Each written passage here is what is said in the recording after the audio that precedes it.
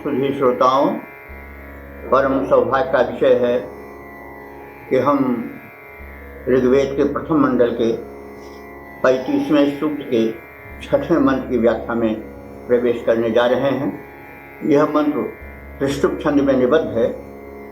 दृष्टा ऋषि हैं हिरण्यस्तु, आंगिरस और देवता हैं सविता। तो सविता के विषय में बताया गया है कि सूर्य देव ही का प्रारंभिक रूप सविता है। वो ज्यों ज्यों ऊंचे उठता है त्यों त्यों सूर्यत्व प्राप्त करता जाता है, किरणों में सफेदी आने लगती है। तो सूर्य के धीरे धीरे ऊर्ध्वगमन का वर्णन है और उससे पढ़ने वाले होने वाले प्रभावों की भी झलक इस मंत्र में दी गई। इस मंत्र में काव्य भी है और वैज्ञानिकता भी है। इस पर विचार करने की विशेष आवश्यकता है। तो हम इसका शीर्षक इस प्रकार से जान सकते हैं कि सूर्याश्रित त्रिलोक। तो वे कौन तीन लोक हैं जो सूर्य पर आश्रित हैं, इसे बताया जाएगा। तो सूर्याश्रित त्रिलोक के कथन करने वाले और उसकी वैज्ञानिकता को प्रकट करने वाले मंत्र का अब पाठ किया जा रहा है। ओम तिस्रो द्यावः सवितुर्द्वा उपस्था एका यमस्य भुवने विराशात् आणिं न रथ्यमृताधि तस्थुरिः ब्रवीतु यऊ तच्चिकेतत्। अब शब्दार्थ जाने। द्यावः तिस्रः। द्यावः माने दिव्य लोक, तिस्रः माने तीन है। तीन दिव्य लोक हैं, तीन दिव्य लोक हैं जिन्हें सूर्य प्रकाशित करते हैं। वे कौन हैं?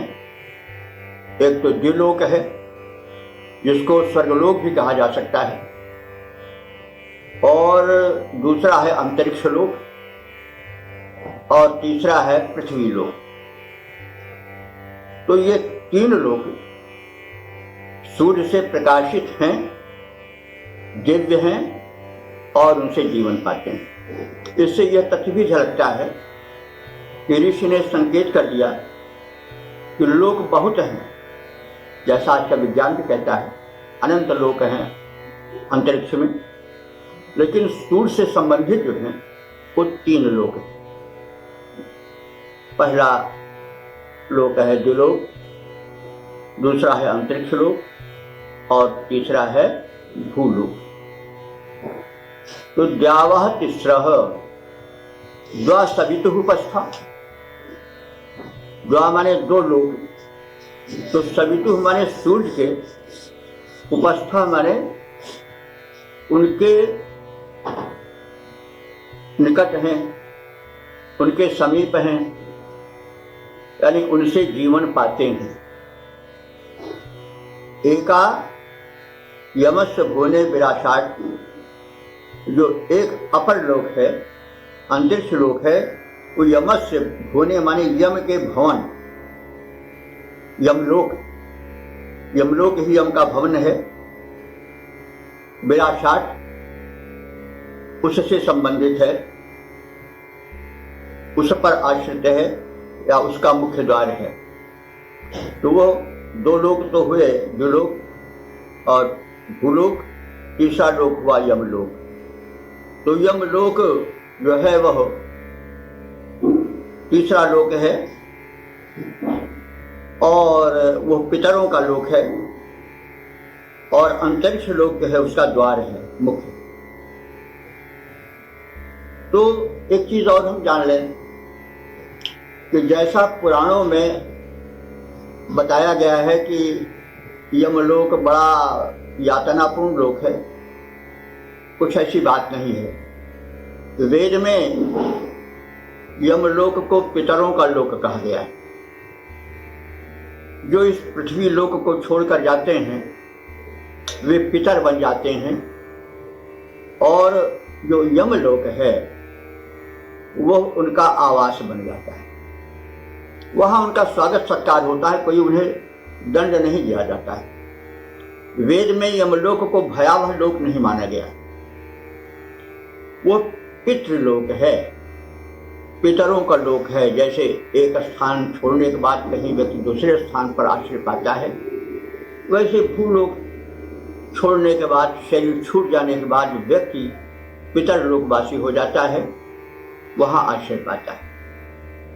तो अंतरिक्ष लोक से फिर होकर के यमलोक या पितरलोक का रास्ता जाता है, वहीं से पितरलोक पहुंचते हैं।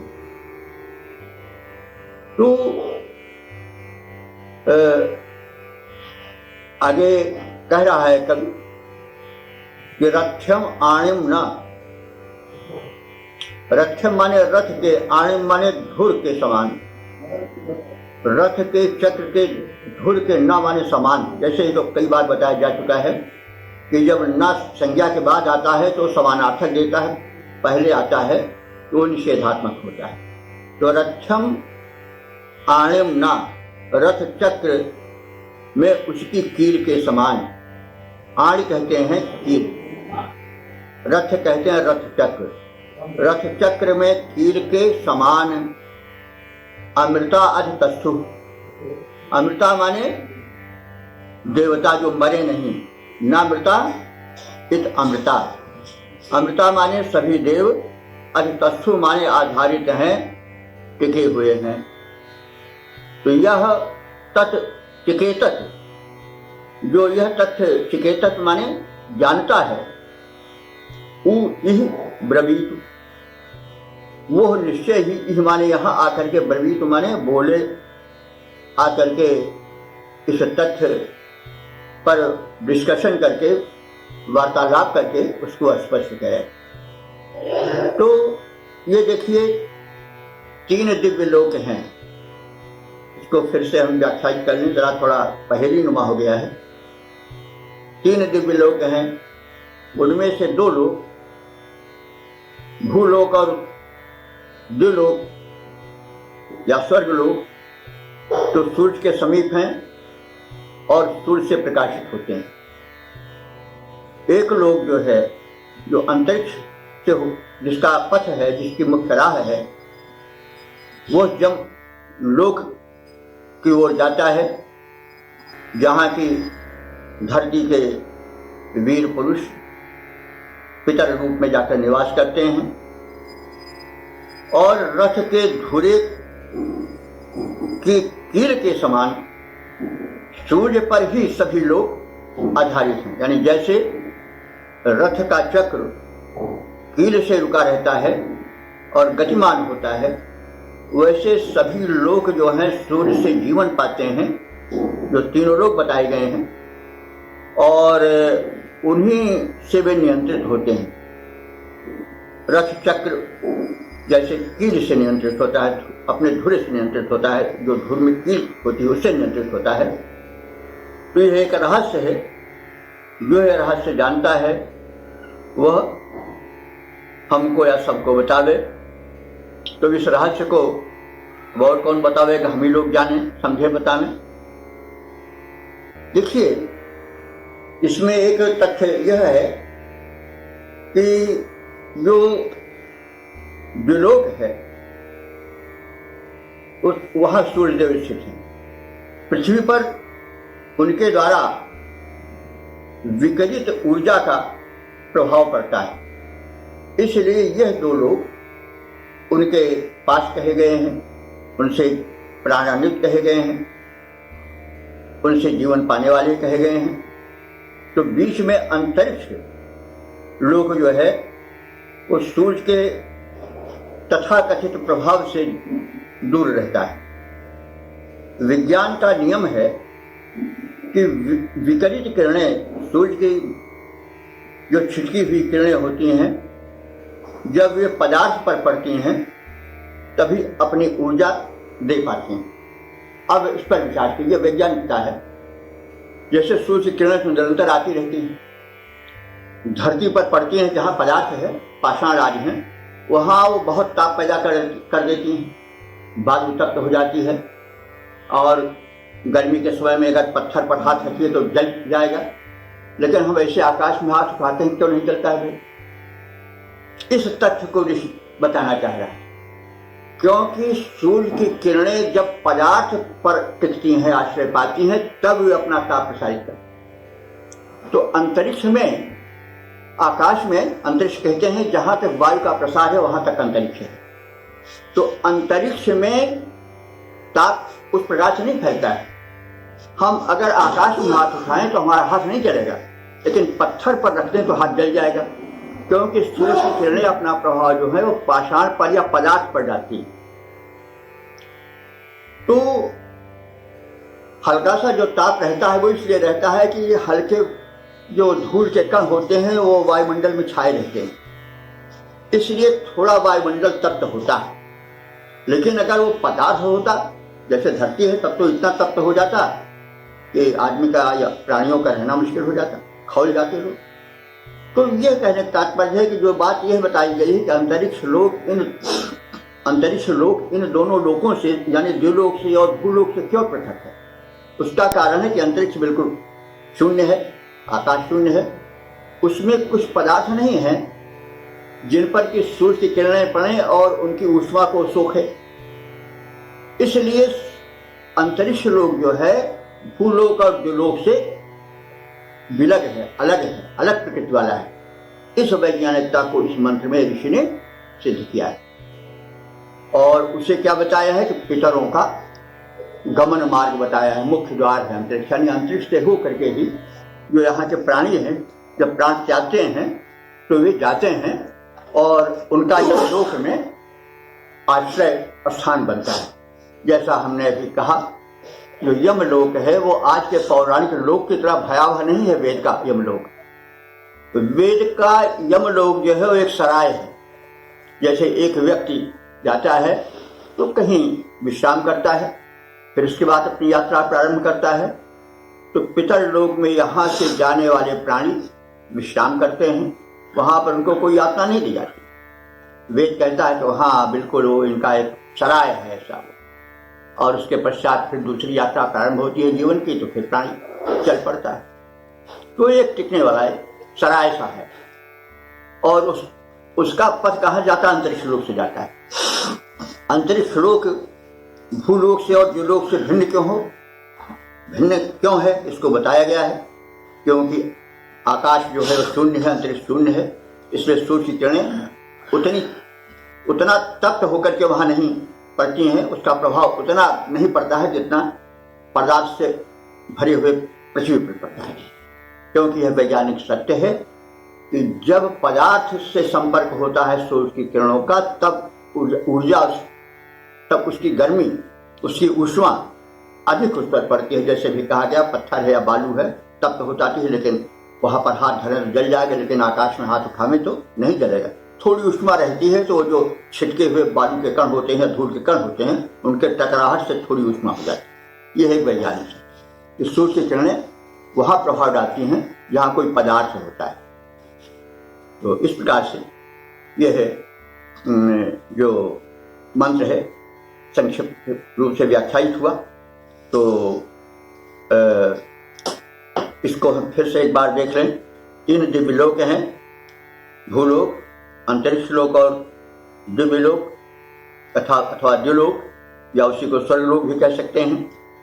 उनमें से 2 लोक, पृथ्वी और द्युलोक, सूर्य के समीप हैं और वे उनसे जीवन पाते हैं, सूर्य से प्रकाशित होते हैं। एक लोक जो है वो यमलोक है, जो पितरों का विश्राम स्थल है। वहाँ सूर्य की किरणें उतना तप्त प्रभाव नहीं डालती हैं और वो पितरों का आवास स्वरूप है और अंतरिक्ष उसका प्रवेश द्वार है। रथ के धुरे के कील के समान सूर्य पर ही सभी लोग आधारित हैं, उसी से नियंत्रित हैं। जो यह रहस्य जानता है वह अवश्य इस विषय पर विचार विमर्श करे। ऐसा इसका कथन है, संकेत है और सुझाव है। अब इसके हम छंदोबद्ध प्रारूप को देख लें। सूर्य देव जगती के जीवन, उनकी महिमा अकथ अपार। सूर्य देव जगती के जीवन, उनकी महिमा अकथ अपार। लोक टिके हैं दिव्य देव, रवि का पाकर सक्षम आधार। तीन लोक जो दिव्य लोक हैं, जिनका है अनंत विस्तार। पृथ्वी स्वर्ग उभय लोकों में सूर्य रश्मियों का संचार। एक लोक यमलोक, जहां पर करते सुकृति वीर विहार। एक लोक यमलोक, जहां पर करते सुकृति वीर विहार। कील यथा रथ चक्र संभाले, तथा सूर्य सारा संसार। कील यथा रथ चक्र संभाले, सूर्य देव सारा संसार। सूर्य यहाँ सारे संसार से मतलब हुआ कि पूरा जो ये है सौर परिवार है, जो सूर्य से संबंधित ग्रह हैं। तो कौन कील यथा रथ चक्र संभाले, तथा सूर्य सारा संसार। इस वैज्ञानिक सत्य का करें ज्ञानी जन सर्वत्र प्रचार।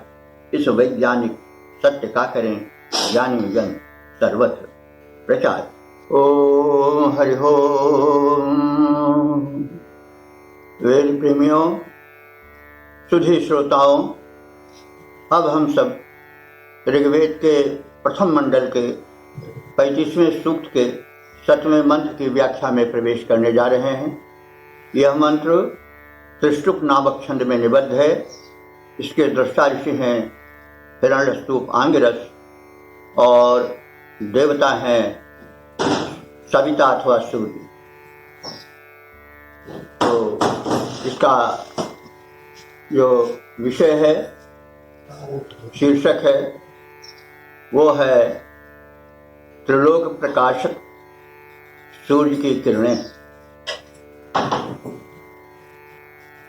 तो अब इस आशय को समेटे हुए अर्थ का बोध कराने वाले मंत्र का पाठ हो जाए। ओम विषुपर्णो अंतरिक्षाण्यक्षद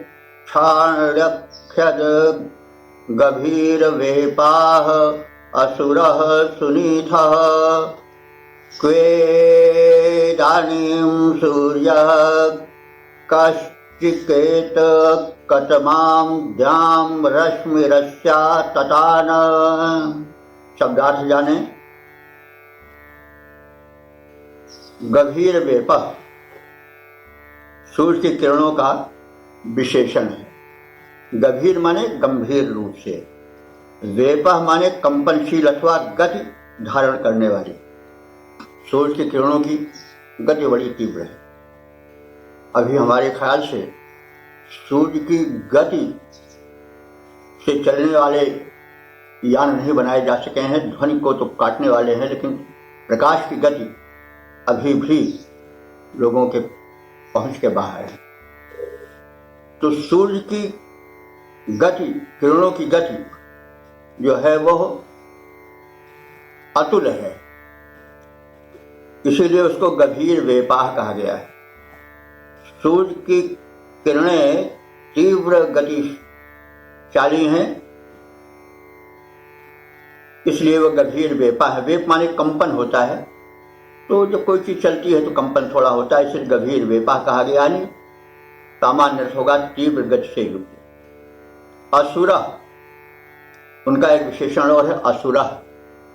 असुर का अर्थ क्या होता है? सामान्य लोग तो जानते हैं कि राक्षस, लेकिन ऐसा बात नहीं है। प्रारंभिक वेद मंत्रों में असुर को बड़ा सम्मान मिला है। असु कहते हैं प्राण को, और रा कहते हैं प्रदायक को। तो असु रात इति असुरा, जो प्राणप्रद हो, जीवनदायी हो, प्राणवान हो, वह असुर है। तो सूर्य की किरणों का विशेषण है कि सूर्य की किरणें कैसे हैं? असुर, प्राण शक्ति प्रदाता हैं। और कैसे हैं? सुनीथः, उत्तम मार्ग को प्रदर्शित करने वाली, उत्तम पथ पर लाने वाली है। प्रकाश होगा तभी तो सही रास्ता मिल पाएगा, तो इसलिए वो सुनीथा है। और सुपर्ण है, यानी सुंदर पंखों वाली है। पर्ण कहते हैं पंखों को। तो अब ये जरा कुछ काव्यमय चित्रण है। तो सूर्य की किरणें ही उसके पंख हैं, इसीलिए उसको यह भी कहा गया है कि आकाश का वो पक्षी है, खग है। सूर्य को खग भी कहा गया वाल्मीकि रामायण में, वो आदित्य हृदय स्तोत्र में। तो वो पक्षी की तरह उड़ता है आकाश में और किरणें ही उसके पंख हैं। तो यह वर्णन तो आलंकारिक वर्णन है। तो कथन या वर्णन या व्याख्यान में जब आलंकारिकता होती है तो जरा वो सुशोभन हो जाता है। तो कहने का तात्पर्य हुआ कि सूर्य की किरणें जो हैं वो तीव्र गतिशालिनी हैं, वे प्राण प्रदायिका हैं, वे उत्तम पथ पर लाने वाली हैं और सूर्य के पंखे की तरह हैं, गतिशील हैं, सूर्य को आगे बढ़ाने वाली हैं। और कैसी हैं? अंतरिक्षाण विअक्षत। अंतरिक्षाण माने अंतरिक्ष को, यानी अंतरिक्ष आदि तीनों लोकों को, जैसा पहले कहा गया है, 3 लोक विशेष चर्चित हैं। एक द्युलोक, दूसरा अंतरिक्ष लोक और तीसरा भूलोक। तो अंतरिक्षादि यानी अंतरिक्षाण कह दिया गया है, तो बहुवचनांत कह देने से अंतरिक्षादि लोकों का बोध हो जाता है। तो अंतरिक्षादि यानी द्युलोक और भूलोक भी उसमें सम्मिलित हैं, उनको भी अक्षर वे विशेष प्रकाशित करने वाले हैं। सूर्य इदानीम क्व, सूर्य इस समय कहाँ होगा? इदानीम क्व, इस समय कहाँ होगा? इसको कौन बतावे? अस्य रश्मि कथमान द्याम आततान। अस्य माने इस सूर्य की रश्मि माने किरणें, कथमान द्याम किस द्युलोक में होंगी, आततान माने फैली होगी। तो अस्य रश्मि कथमान द्याम आततान, इस सूर्य देव की रश्मियां किस द्युलोक में फैली होंगी, इसको कौन बतावे? मतलब इस समय तो हम रात्रि में रह रहे हैं, हमारे यहाँ इस भूलोक पर नैश वातावरण है, रात्रि का प्रसार है, लेकिन इसका मतलब नहीं है कि सूर्य कहीं है ही नहीं या उसकी किरणें समाप्त हो गई। ऐसी बात नहीं है। ऋषि बता रहा है कि सूर्य इस समय किसी दूसरे लोक को प्रकाशित कर रहा है। सूर्य कहीं लुप्त नहीं हुआ है, उसकी यत्ता संकट में नहीं है। वो किस लोक को प्रकाशित कर रहा है, यह प्रश्नवाचक चिन्ह कह करके, यानी वो किसी दूसरे लोक को प्रकाशित कर रहा है। हम लोग नैश अंधकार में हैं, रात्रि के वातावरण में हैं, तो सूर्य देव कहीं दूसरे लोक को प्रकाशित कर रहे होंगे, यह सत्य अनुमान जाना जा सकता है। तो इस प्रकार से ऋषि ने जो अर्थ बोधन कराया है उसको हम सपाट रूप से जान लें कि सूर्य देव की किरणें तीव्र गति युक्त हैं, वे प्राण शक्ति की प्रदायिका हैं, श्रेष्ठ पथ प्रदर्शक हैं, उत्तम प्रकाश प्रदायिका हैं, वे त्रैलोक्य प्रकाशिका हैं। इस समय जब हम नैश वातावरण में रात्रि के फैले हुए अंधकार में रह रहे हैं, तो इस निशा काल में सूर्य कहीं न कहीं है अवश्य। वह किस लोक को प्रकाशित कर रहा है, इसको कौन जाने, कौन बतावे? यानी सीधा सा उत्तर है कि वो किसी दूसरे लोक को प्रकाशित कर रहा है। आकाश में सुस्थित लोकों में से किस लोक में इस सूर्य की रश्मियां फैली होंगी, ये एक जिज्ञासा है कि भाई हम तो नैश वातावरण में रह रहे हैं, रात्रि के अंधकार में रह रहे हैं, लेकिन सूर्य किसी अन्य लोक में अवश्य विराजमान होगा। लेकिन भाई अब इसको कौन बतावे कि किस लोक में इस समय प्रकाशमान होगा? ये तो समझने वालों के ऊपर छोड़ दिया गया है। सब बातें कही नहीं जाती हैं, कुछ समझने के लिए भी छोड़ दिया है। तो अब इस सामान्य अर्थबोधन के उपरांत हम लोग इसके छंदोबद्ध रूप पर दृष्टि डालें। सूर्य देव की किरणें फैली करती हैं अगणित उपकार। सूर्य देव की किरणें फैली करती हैं अगणित उपकार। अच्छे तीव्र वेग से संयुत प्राण शक्ति की हैं दातार। हैं त्रैलोक प्रकाशक रवि, हैं त्रैलोक प्रकाशक रवि, जो पथ विधिवत दिखलाते हैं। कौन बताए निशा काल में गमन कहाँ कर जाते हैं। कौन बताए निशा काल में गमन कहाँ कर जाते हैं। विविध लोक हैं अंतरिक्ष में, विविध लोक हैं अंतरिक्ष में, जहाँ सूर्य का है आलोक। पीड़ा करती कहाँ रश्मियाँ, हरण कर रही होंगी शोक।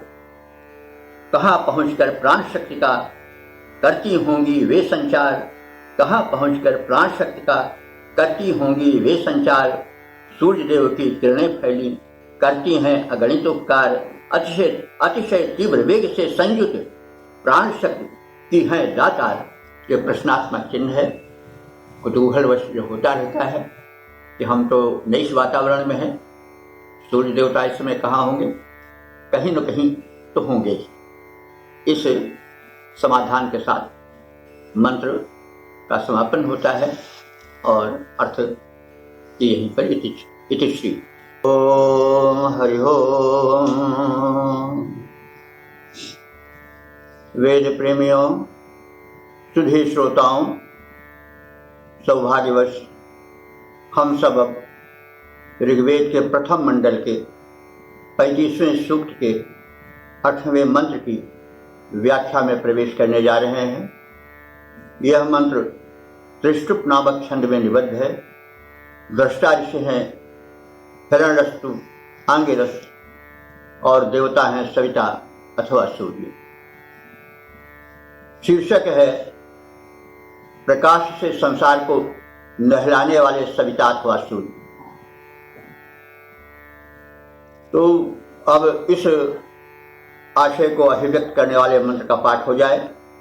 अष्टौ ओम अष्टौ व्यक्षत कुकुभः पृथिव्यास्त्री धन्व योजना सप्त सिंधून् हिरण्याक्षः सविता देव आगाद दधद्रत्ना दाशुषे वार्याणि। शब्दार्थ जाने। पृथिव्याः अष्टौ कुकुभः। पृथिव्याः पृथ्वी का षष्ठी एक वचन है। पृथिव्याः माने पृथ्वी की। अष्टौ कुकुभः, अष्टौ माने 8, कुकुभ माने दिशा। कुकुभ माने होता है दिशा। तो पृथ्वी की 8 दिशाएं कौन हैं? 4 दिशाएं तो सब जानते ही हैं, पूरब पश्चिम उत्तर दक्षिण, और 4 कोण वाली दिशाएं मानी जाती हैं। 2 दिशाओं के बीच में जो कोण होता है वो 4 हो गया। तो इस प्रकार से दिशाएं 8 हो गई। कोण जैसे वायव्य कोण है, आग्नेय कोण है, तो ये सब कोण हैं। तो 4 दिशाएं और उनके चारों कोण मिलकर के 8 अष्टसंख्यक दिशाएं हो गई। तो सूर्य द्वारा पृथिव्याः अष्टौ कुकुभः, पृथ्वी की 8 दिशाएं योजना धन्वत्रि, योजना माने युक्त रहती हैं, योजित रहती हैं। योजित माने मिली हुई रहती हैं। धन्वत्रि, वो तीनों लोकों में परस्पर संयुक्त हुए तीनों लोक। तो बताया जा रहा है कि जो पृथ्वी की 8 दिशाएं हैं और जो परस्पर संयुक्त हुए तीनों लोक हैं, तीनों लोक आप लोग जानते हैं, द्विलोक, अंतरिक्ष लोक और भूलोक, ये तीनों लोक। और सप्त सिंधून, सप्त माने 7, सिंधून माने नदियां, 7 नदियां, 7 नदियों का नाम हम लेते हैं तो 5 पंजाब की और इधर गंगा की, ये यमुना भी ले सकते हैं। तो ये 7 नदियां ऋग्वैदिक ऋषियों को मान्य थी। और सिंधु माने समुद्र भी होता है, 7 समुद्र भी माने जाते हैं, आप सब जानते हैं। तो सिंधु माने जैसे दोनों अर्थ होते हैं, सिंधु माने समुद्र भी होता है, सिंधु माने नदी भी होता है। सिंधु जो आगे बढ़े वही सिंधु है, तो जो कि समुद्र के लिए भी और नदी के लिए भी प्रयुक्त होता है। तो सप्त सिंधु माने 7 नदियां, गंगा और यमुना तथा पंजाब की, और अथवा 7 समुद्र जो हैं वो विअक्षत विशेष रूप से प्रकाशित हैं। किसके द्वारा? सूर्यदेव के द्वारा। यानी सूर्यदेव के द्वारा 7 नदियां और 7 समुद्र विशेष रूप से प्रकाशित रहते हैं। हिरण्याक्ष सविता देव प्र, हिरण्याक्ष माने ये हिरण्य कहते हैं सोना को, और अक्ष माने आंख, तो सुनहरी आंख वाला सविता देवता, ये विशेषण है। सविता देवता अरुणिमा लिए होते हैं, स्वर्णिम आभान से निकलती है, इसलिए उनकी आंख जो भी है वो काव्यात्मक रूप में स्वर्णिम कही गई, सुनहली कही गई।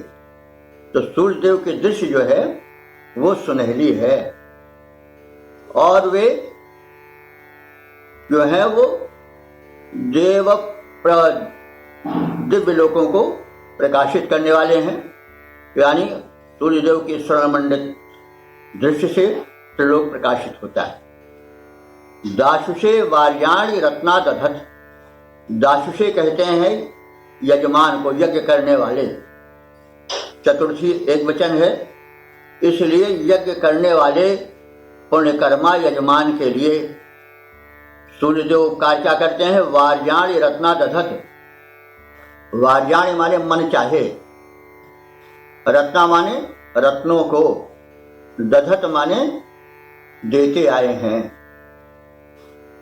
तो सूर्य देव जो हैं वो ऐसे ही नहीं कि बड़े सुंदर हैं, प्रकाश फैलाते हैं, लेकिन जो उनकी उपासना करते हैं उन यजमानों के लिए वे उनके मनचाहे रत्नों को भी प्रदान करते हैं। रत्न कई प्रकार के हैं, सोने चांदी, पुत्र रत्न, स्त्री रत्न, सब रत्न ही रत्न है, जो उपयोगी हैं, समुन्नत हैं, आकर्षक हैं, सब रत्न ही हैं। तो सूर्य देव की उपासना का, विशेष करके सविता के रूप की उपासना का फल यह होता है कि वह उपासक को अनिवार्य मनचाहे रत्न और धन को प्रदान करते हुए आए हैं। तो इस प्रकार से हमने शब्दार्थ जान लिया, और अब उसके सपाट अर्थ को भी जान लें। पृथ्वी की 8 दिशाएं, यानी 4 मुख्य और 4 कोणस्थ दिशाएं, जिसको उपदिशा कहते हैं, उन सबको सूर्य अपनी सुनहरी किरणों से प्रकाशित करता है, नहलाता है। वह तीनों लोकों, 7 सागरों अथवा 7 नदियों को आलोकित करता चलता है। दाता यजमान के हित हेतु सूर्य देवता रत्नों को धारण कर उदित होते हैं और अपने किरण रूपी हाथों से उसे लुटाते हैं और समीप आकर प्रदान करते हैं। यह उनकी प्रक्रिया है, दैनिक चर्या है। तो अब हम इसके छंदोबद्ध प्रारूप पर दृष्टि डालें। स्वर्णिम तन संयुत सूर्य देव, स्वर्णिम तन संयुत सूर्य देव जब अंतरिक्ष में आते हैं, जो अष्ट दिशाएं हैं उनको स्वर्णिम करके नहलाते हैं। स्वर्णिम तन संयुत सूर्य देव जब अंतरिक्ष में आते हैं, जो अष्ट दिशाएं हैं उनको स्वर्णिम कर से नहलाते हैं। तीनों लोकों, 7 सागर नदियों में स्वर्ण बिछाते हैं। कंचन द्युति धारण करता रवि, स्वर्णिम संसार बनाते हैं। कंचन दुज धारण करता रवि स्वर्णिम संसार बनाते हैं। हविदाता को दे मन चाहा, कर से जो स्वर्ण लुटाते हैं। हविदाता को दे मन चाहा, कर से वे स्वर्ण लुटाते हैं। स्वर्णिम तन संयुत सूर्य देव जब अंतरिक्ष में आते हैं, वे अष्ट दिशाएं, जो अष्ट दिशाएं हैं, उनको स्वर्णिम कर से नहलाते, स्वर्णिम कर से नहलाते।